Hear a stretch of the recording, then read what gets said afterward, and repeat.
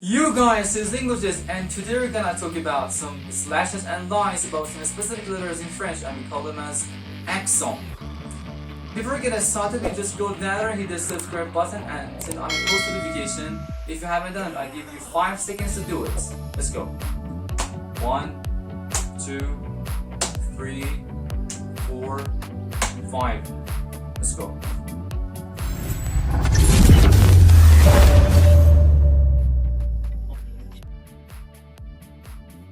So let's get started. We have 3 general accents in French. First of all is accent grave. Next one is accent aigu, and the last one is accent circonflexe. So let's initiate with accent grave. What is accent grave? Accent grave is like a crooked line that inclines to left, like that.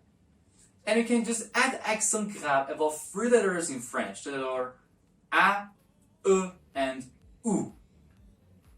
Right? A, E, and U. So, let me give you some examples of accent grave. For example, ou. The word ou, we can say accent grave above the letter ou. For example, où habitez-vous means where. Where do you live? Où habitez-vous? So, the word ou, that it means where, we can say accent grave. Next one, for example, à moi. À moi means help me. In this word, as well as the previous word, we can say we have accent grave above the letter A. À moi. Next one, voilà. Voilà means there you go. In this word, you can see accent grave. And the last one, lèvres. Lèvres means lip. Lèvres.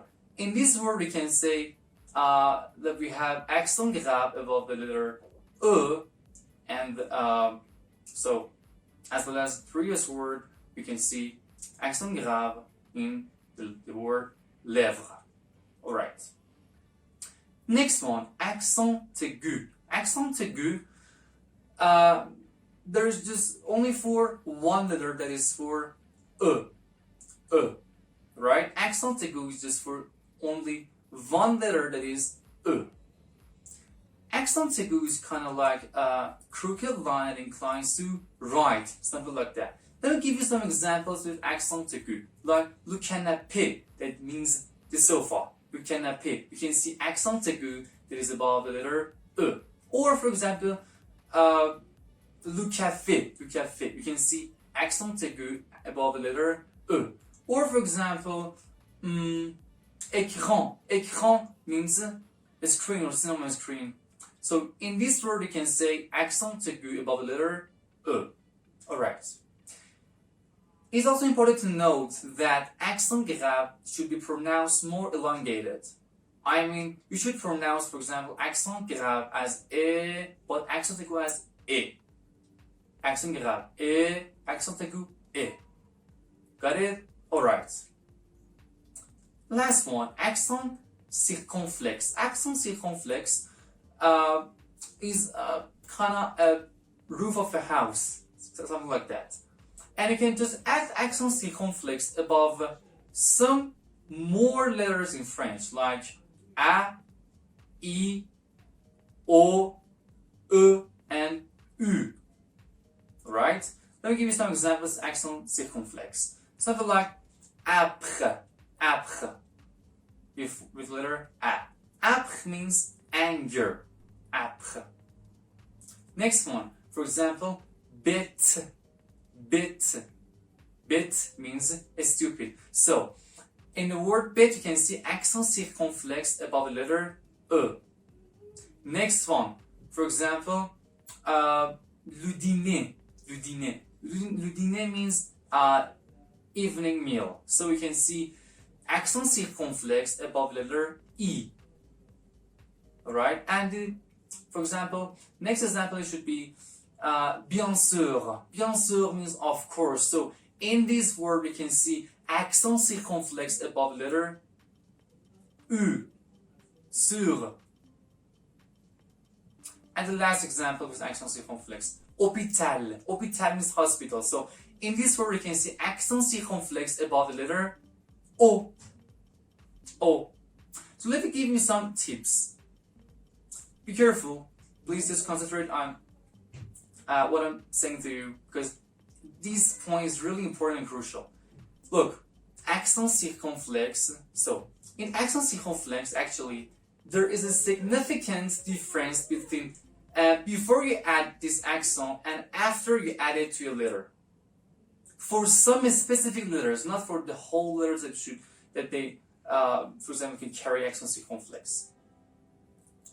For A, I, E, there is a significant difference, but for U and O, there is not a significant difference before you add accent circonflexe and after that. Alright? So, let me just tell you one more time.